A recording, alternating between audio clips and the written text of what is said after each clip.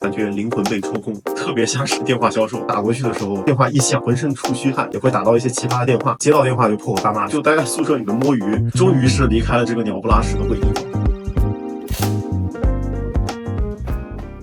Hello， 大家好，我是小鱼，我终于回来了。来，给大家欣赏一下这个尊贵的 Staff Sergeant， 还有这个 Recruiter Badge。哇，这2个月真的是我5年的当兵生涯中最无聊的2个月。反正不管怎么说吧，也算是学到了一点新知识，然后拿到了一个 promotion， 拿到了一个这么一个漂亮的 badge。从今往后，我就是一个美国陆军的征兵官了。欢迎大家来到征兵官系列视频缓解篇。今天我会带大家深入了解征兵官学校最重要的部分，最后3周的学习之旅。在这几周里面，我们把课堂上学到的理论知识全部运用在了实践当中，体验了一波从电话招募到实地面试的全过程。接下来的内容将详细记录我们从征兵官学校一直到阿拉巴马州的全部行程，直到最后的毕业典礼。我们这就开始。那么时间来到第4周，我们正式进入了实操阶段的准备工作。我们在课堂上面学习了如何给潜在的申请人打电话并预约面试，还有如何进行一段完整的入伍面试。这一周和 Phase A 最明显的区别就是节奏变慢了。这个给潜在申请人打电话的阶段啊，就是我为什么说征兵官这个职业特别像是电话销售。一个我在课堂上学到印象最深的打电话技巧，就是找到申请人的拒绝逻辑。这是有一个公式的，特别有意思。就比如说我给一个潜在的申请人打电话，然后我之前跟他聊了一堆，比如说你的 pre-qualification， 就是身高、体重、年龄、婚姻状态、用药史、犯罪史都没有问题的话，那么我就会问他你想在军队里面做什么，就会跟他解释一些军队里面的 benefits， 加入陆军有什么样的好处。在电话的最后呢，我会问他是否想要预约一个时间来办公室里面面谈一下，就是做一个1对1的面试。那么如果这个潜在申请人说不，我不想，那么我们就可以用这个我们学到的公式。第一步就是 obviously you have reason for saying that. May I know what the reason is？ 就是说 OK， 我听到你拒绝了我，但是我想知道你拒绝我的原因是什么。然后这个时候呢，基本上申请人就会丢出一些奇奇怪怪的回答，比如说我不想剪头发啊，我不想去 basic training 啊，或者说我不想去上战场啊之类的。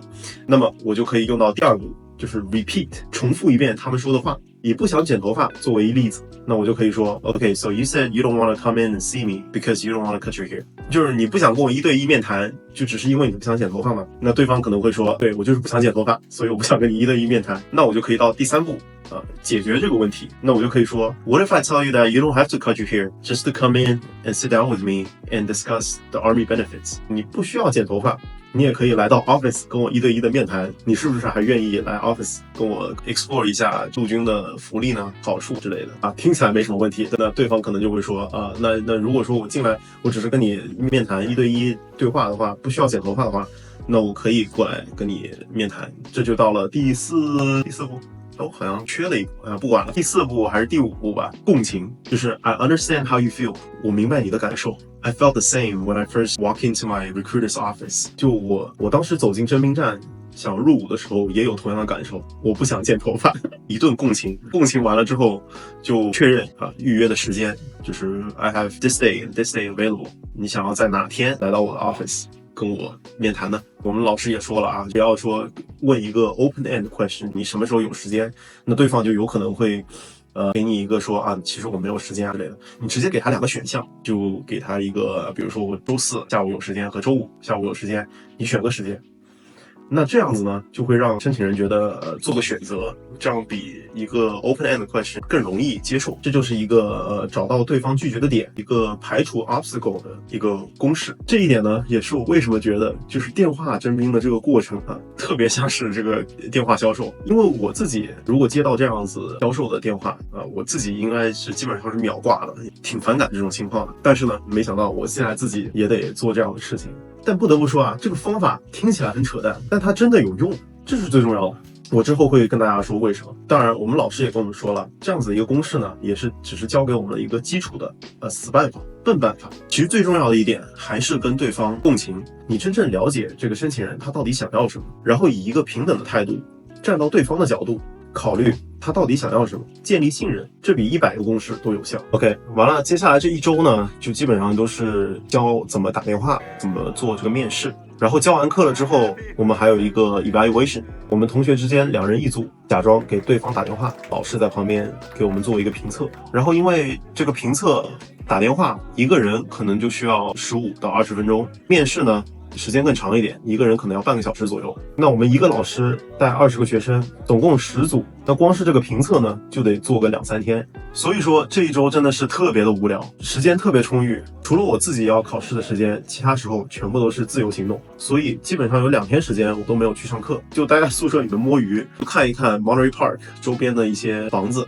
因为要搬过去，想看看住哪。那么这一周啊也是特别难熬，过得特别的慢。好不容易到了周5，终于可以出去放飞一下自我。我们真命关学校在这段时间里面总共来了4个中国人，其中有个老张，他是个蹦迪 OG， 他当时刚来，我们俩一聊，他就发现我也挺 EDM， 所以我们就计划好那周5去 Nashville 有一个小迪可以去蹦一蹦。所以那周5我们俩一下课就开车直奔田纳西州的音乐之都 Nashville。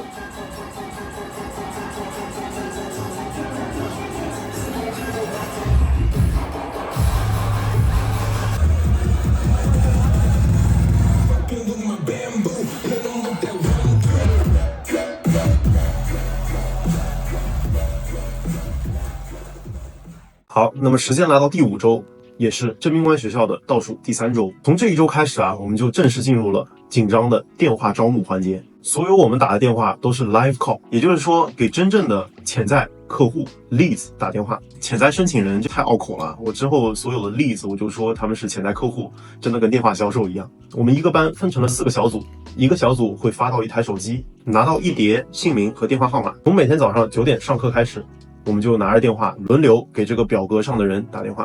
这表格是怎么来的我跟大家解释一下。如果说有人去 goarmy.com 上面咨询一些问题，或者说了解一些陆军的 program， 网站上会记录你的名字、电话号码，还有一个 zip code。我们拿到的所有这些表格都是 zip code 在阿拉巴马当地的。真正拿起手机打电话的时候人真的是非常紧张的，和之前的考试情况完全不一样。因为考试的时候同学对同学嘛，大家都已经互相了解彼此了，打个电话都是比较随意的。但你真正要给一个当地的一个申请人打电话的时候，感觉是非常不一样的我第一个电话也是非常紧张的，打过去的时候那个电话一响的时候，我就浑身出虚汗。但是呢，这个电话他没接直接转到了那个语音信箱，我也不知道怎么办，我也不知道该说什么，直接就把电话挂了。我们的老师呢就说他虽然不接吧，你最好还是留一个语音信箱，他说不定他听了打回来的。真的感受到每一个电话都是一个新的挑战。他一旦接电话，我们要在短短的几分钟之内赢得对方的信任，然后要介绍陆军的职业机会。这不仅仅是考验我们的沟通技巧也考验我们的耐心和决心。有的时候也会打到一些奇葩的电话，就说有些人就接到电话就破口大骂，说这是一个恶作剧。其实然后当初有人把他那个电话放到了那个美军网站上，完了后来就一直接到这个美军的电话。还有一些就是打到父母那边，父母不知道自己的孩子在网上查过美军的信息，想要加入美军，父母直接就说我儿子或者我女儿不想加入美军，他想上大学，就直接挂掉电话。但是呢，后来我也慢慢想通了，不接电话的还有拒绝的，肯定要比愿意跟你聊一会儿的要多得多。基本上我每打20个电话，才可能会有1-2个接电话，然后在20个接电话的人里面，真正有时间或者想跟你聊一会儿的，可能就那么2-3个。但是呢，每一个电话背后都有可能是一个未来的士兵。他们中有的人在读高中，有的人从高中刚刚毕业，对未来充满期待；有些呢，可能已经在工作了，但是希望有更大的发展空间；还有的呢，可能纯粹就是对军旅生活感到好奇，想了解一下美军生活的年轻人。那我们的任务呢，就是要向他们展示美军可以为他们未来提供些什么，如何帮助他们实现未来的个人成长和职业发展。所有在课堂上学到的那些方程、那些话术，其实你真正拿起电话的时候都已经没有用了。你要做的就是学会倾听，真正的了解他们对未来的规划，并且军队能为他们的未来提供什么样的帮助。能够坦诚的做到这一点就已经足够了。在这一周里面，我们这一届学生一共140多个人，总共打了超过6000个电话，和几百个年轻人在电话上进行了深入的交流，最后成功的预约到了100多个面试。虽然每天打完这么多电话，回到宿舍的时候都感觉灵魂被抽空。作为一个 I 人在一天之内真的是没有办法跟这么多人进行电话交流。但是啊，看到预约的人数慢慢在增加，有些人呢也特别的兴奋，接到我们美军打来的电话也是非常 motivated， 很想加入美军。遇到这种情况，我们心里的成就感也在慢慢的增强。好，那么来到倒数第2周，从这一周开始，我们就进入了实地的面试阶段。我们100多号人分成了10几台面包车，一路从肯塔基州的诺克斯堡开去阿拉巴马州的各个地方。我们班20个人2台面包车，一路穿越田纳西州，开了将近6个小时，终于到了 Auburn Alabama。我们这个班的20个人就负责奥本这个区域。我们到达奥本之后，第一天先是入住酒店，并没有直接开始面试，在酒店好好休息了1个晚上之后，第2天早上才正式的开始了面试。面试的对象就是我们之前在电话里面预约的申请人。我们班上呢，总共只有5个人是有预约面试的。我呢非常惭愧，没有预约到面试。有预约面试的人就会在他们当地的征兵站等着他们的预约对象来进行1对1面试。剩下的没有预约的人呢，就会组织走进社区去参与一些当地的活动。我呢就跟着一小队人马去了 Auburn University 奥本大学，还有当地的2个高中。这不仅仅是为了宣传我们的招募活动，也是为了更好的融入当地的社区，理解当地居民的生活方式。包括我们还去高中做了一些讲座，向高中生们介绍军队的生活，还有一些职业的机会。对于高中生来说，军队最大的一个卖点就是军队可以让他们免费上大学，甚至在高中毕业之后加入 ROTC， 读完4年大学就可以直接成为军官，变成一个少尉排长。你想想，哪个大学应届毕业生能在平民的工作里面找到一个管理着20多号人的领导工作呢？所以啊，不少高中生听了也是兴致挺高的。我个人呢，其实是特别喜欢这样的活动的，特别是穿着一身军装在奥本大学的校园里面闲逛的时候，里面的大学生呢都会投来一些好奇的目光。基本上所有跟我有目光接触的人，我都会上去跟他们闲聊2句，问问他们未来的职业发展啊，学什么专业啊，或者说对军队的一些助学项目了不了解。如果他们感兴趣的话，我就会问他们约一个时间，要不要来我们征兵站啊，1对1面谈一下。我呢就靠着这样的方法，真的预约到了一个申请人。于是呢，那周5我就和这个申请人进行了一次1对1的面谈。在面谈的过程中呢，我基本上就询问了一些他关于对未来的期待啊，他加入陆军的动机。其实更多的是我在倾听他一个生活的故事，他的家庭背景、教育的经历，还有最重要的就是他未来的目标。在面谈完了之后，他明确的向我表示他是想加入军队的。于是呢，我就安排他做了一个 ASVAB 的模拟考试，把他的资料移交给了当地的征兵官。因为我们是征兵官学生嘛，最后的 processing 和入伍的部分是要交给他们当地的征兵官来做。这一周的周6周日呢，我们也没有完全的休息，我们是上了半天的班的，都是去参加了一些当地的活动。因为当地的一些团体的活动呢，只有周末才有。周一的时候呢，我们做了一个实习活动的总结，通过这些面对面的交谈，我们最终获得了60个承诺 commitment 加入美国陆军。为自己鼓鼓掌啊！真的是非常辛苦的2周，我们打了6000多个电话，拿了100多个预约，最后收到了60多个 commitment， 真的是百里挑一的比例。但是啊，看到这些小伙子们、小姑娘带着憧憬和决心选择加入陆军，一种骄傲感从心底油然而生。OK， 最后一周就是毕业周了，终于熬出头了，朋友们。我们周2开了6个多小时车，回到了诺克斯堡。周3的一大早，我们就做了一个毕业典礼的彩排。彩排完之后，我又回去房间收拾了一下屋子，把所有的行李打包好，准备第2天早上毕业典礼一结束就可以直奔机场。周4的早上就是我们的毕业典礼。那天早上阳光明媚，我们吃完早餐去到礼堂，挨个上台，先是 promotion， 先是升官仪式啊，所有的15在毕业典礼上面自动升官成为16。升职仪式结束之后就是授章仪式，大家挨个轮流上台，收到了一个 recruiter badge 这样子的 badge。我们收到的是彩色，我这个上面应该有这个 badge。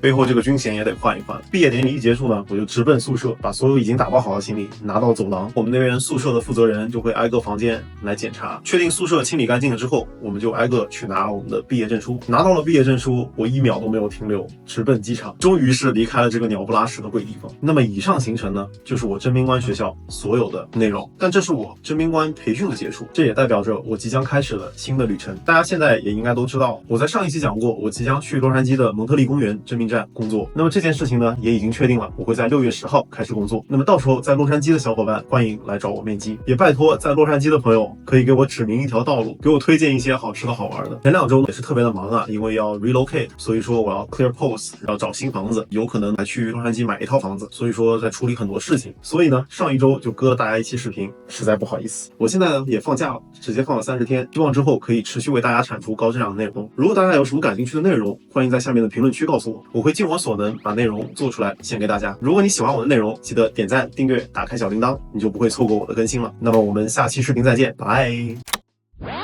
对了，差点忘了这茬 ，shout out to 我的 buddies， 老张、老潘、老刘，他们3个是我在征兵官学校的 buddies， 其中张士官和潘士官他们俩会去德州，一个在达拉斯，一个在休斯顿，刘士官会去俄勒冈州，他们都是非常有趣、非常真诚的人，绝对不会坑人。如果有在那些城市对美军感兴趣的人，也欢迎去找他们聊一聊。OK， 就这样，拜拜。